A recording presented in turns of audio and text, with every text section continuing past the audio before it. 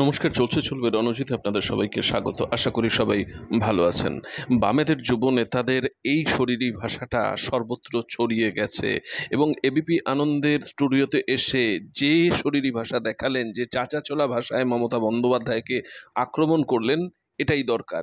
এবং আপনাদের আমি জানাই যে পশ্চিমবঙ্গের বিভিন্ন প্রান্তে কিন্তু এখন এই ভাষাতেই এরা কথা বলছে এবং বিভিন্ন ছাত্র যুবরা উদ্দীপ্ত। আপনি একটু শুনুন যে আজকে এবিপি আনন্দে এই যুব নেতা কি দুর্দান্ত বক্তব্য রাখলেন। চাকরি চলে যাওয়ার মতো বড় ব্যাপার হলো 26,000-এ কেন আন্দোলন হবে না, এটা দত্ত বসু মহাশয়ের জন্য আমার প্রশ্ন থাকলো। শিক্ষামন্ত্রী চাকরিহারাদের পরামর্শ দিচ্ছেন ধৈর্য ধরার, আর আন্দোলনকারীরা বলছেন পেটের ভাত জোগাড়ের পথ বন্ধ হয়ে যাওয়ার পরও ধৈর্য ধরা যায়। ধৈর্য আমার মনে হয় ওদের রাখা উচিত। অন্য কোনো প্রভোকেশন যদি ওদের থাকেও তা সংবরণ করা উচিত বলে আমি মনে করি। কোনো প্ররোচনায় আমরা যাইনি। প্রকৃতভাবে আমাদেরকে নিয়ে ছিনিমিনি না খেলে কিভাবে যোগ্যদের চাকরি বহাল রাখতে হয় সেই ব্যবস্থাটা করতে হবে আমার মনে হয়। অথবা হতে পারে ডিটেলস নিচ্ছে কোনো মানে হতে পারে কোনো প্রোটোকল। আবার বলছি, এই অভিযোগ সত্যি যদি হয়, আমার আরজি করের যারা আন্দোলন নেমেছিলেন তাদের মনে করুন কয়েক মাস পর থেকে বেশ কয়েকজনের অভিযোগ ঠিক এই ধরনের নানা ইস্যুতে তাদের কার্যত নাস্তানাবুদ করে ছাড়া হয়েছিল। আমি এইখান থেকে সায়নদীপের কাছে যাব। আমি শুধু ভাবছিলাম আজকে এই রাজ্যের বিরোধী নেত্রীর নাম যদি মমতা বন্দ্যোপাধ্যায় হতো, কি হতো? যারা আমরা 30 বা 40, 3 বা 4 দশক ধরে মমতা বন্দ্যোপাধ্যায়ের রাজনীতিটা জানি, নিশ্চিতভাবে বলতে পারি সবাই একমত হবেন রাজ্য অচল হয়ে যেত। যে চাকরিহারাদের ওপর পুলিশ লাঠি চালালো, আজকের বিরোধীরা কোথায়? আমি সেই প্রশ্ন নিয়ে যাব সায়নদীপ মিত্রর কাছে। সুমনদা, আপনার প্রথম প্রশ্নের উত্তর দিয়ে আমি যে আজকে যদি মমতা ব্যানার্জি বিরোধী নেত্রী হিসাবে থাকতেন তাহলে অন্তত এইভাবে চাকরি চুরি হতো না, আর এই কয়েক লক্ষ পরিবারকে পথে বসতে হতো না। উনি বিরোধী থাকলেন, শাসক হিসাবে উনি চুরি করা শুরু করেছেন, গোটা সরকারটা যে চাকরি চুরির ব্যবস্থা করেছেন। আজকে অনুষ্ঠানের শিরোনাম হওয়া উচিত ছিল পেটে লাথি আর পিঠে লাঠি।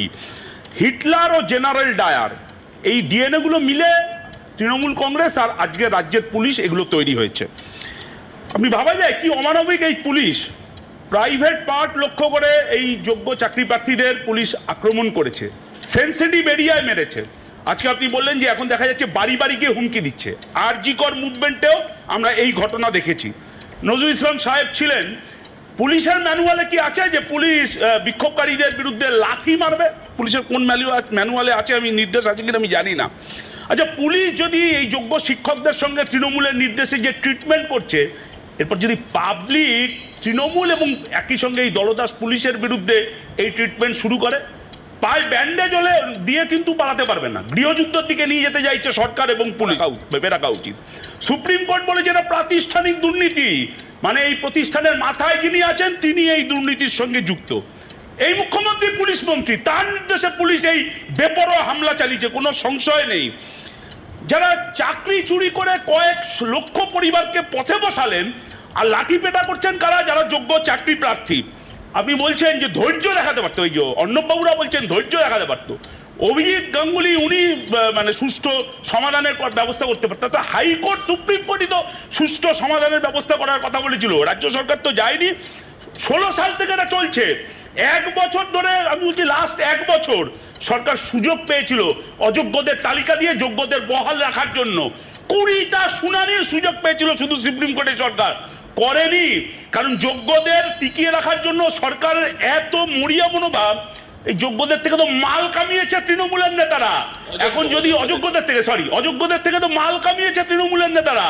এখন এই অযোগ্যদের যদি নামের তালিকা দিয়ে বাদ দিতে চায়, তাহলে পাবলিক এবং অযোগ্যরাও তাদের পরিবারের লোকেরা তৃণমূলের নেতাদের গণধোলাই দেবে। এই ভয়তে অযোগ্যদের শুধুমাত্র বাঁচাতে যোগ্য প্রার্থীদের বলির পাঠা করা হলো। অযোগ্যদের শুধু রক্ষা করতে যোগ্যদের এই ওএমআর সিট সেটা পুড়িয়ে দেওয়া হলো। এখনো ওএমআর সিটের মিরর ইমেজ পাওয়া যাবে, সেটা পাওয়ার ব্যবস্থা করছে না। মুখ্যমন্ত্রী এই গোটা চক্রান্তের সঙ্গে যুক্ত এবং তার সঙ্গে তার বাহিনীর সঙ্গে যুক্ত হয়ে রয়েছে। আপনি বলছিলেন পুলিশ শুধু নিষ্ক্রিয়, জঙ্গিপুরে কেন? এই যে ঠাকুরপুকুরে আমিনুর রহমান বলে একটা সাধারণ মানুষকে গাড়ি চাপা দিয়ে খুন করে দিল, পুলিশের সক্রিয়তা দেখেছেন, বলো সেটেল করে দাও পয়সা দিয়ে, একদম, এই অনুষ্ঠানেই দেখাবো। তৃণমূল প্রভাবশালী। আমরা দেখেছি ওই বকটুইতে কিভাবে পুলিশ যারা সংখ্যালঘু পরিবারকে অভিযোগ টালিগঞ্জের গ্ল্যামার থাকলে সেটেল হয়ে যায়, মানুষের মৃত্যুর কোনো দাম নেই। বকটুইতে আমি শেষ করবো, বকটুইতে কেরোসিন তেলে জান করিয়ে জ্বালিয়ে দেওয়া হয়েছিল সংখ্যালঘু পরিবারকে, তখনও পুলিশকে দিয়ে সেটেল করেছিল, তখনও পুলিশ নিষ্ক্রিয় ছিল। এটা সক্রিয়তা নিষ্ক্রিয়তার ব্যাপার নেই। আসলে কালীঘাটের ওই বাড়িটা ড্রেন দিয়ে পুলিশের মেরুদণ্ডটা ভেসে গেছে আদিগঙ্গায়। আমি বলছি যে জনগণের ট্যাক্সের টাকায় পুলিশের উর্দি কেনা হয়, তৃণমূল নেতাদের চুরির টাকায় নয়, এটা পুলিশের অন্তত মনে রাখা উচিত। শুনলেন, আশা করি সবার মন ছুঁয়ে গেছে।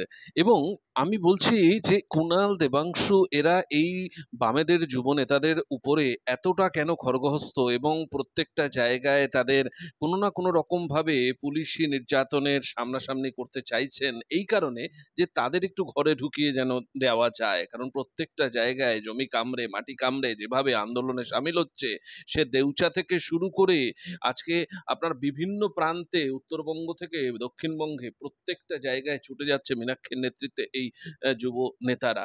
এবং এরা আগামী দিনে আমি বলছি যে এই যদি বডি ল্যাঙ্গুয়েজ থাকে, এদের সাথে উদ্দীপ্ত হয়ে প্রচুর ছাত্র যুবরা নতুনভাবে এই বামপন্থায় আকৃষ্ট হয়ে সামনে এগিয়ে আসছে, যেটা কিনা 2026-এর নির্বাচনে বিরাট ডিভিডেন্ড দেবে বামেদের, এটাই রাজনৈতিক মহল মনে করছে। আমরা এইরকম প্রতিবেদন আপনাদের জন্য বারে বারে তুলে আনবো।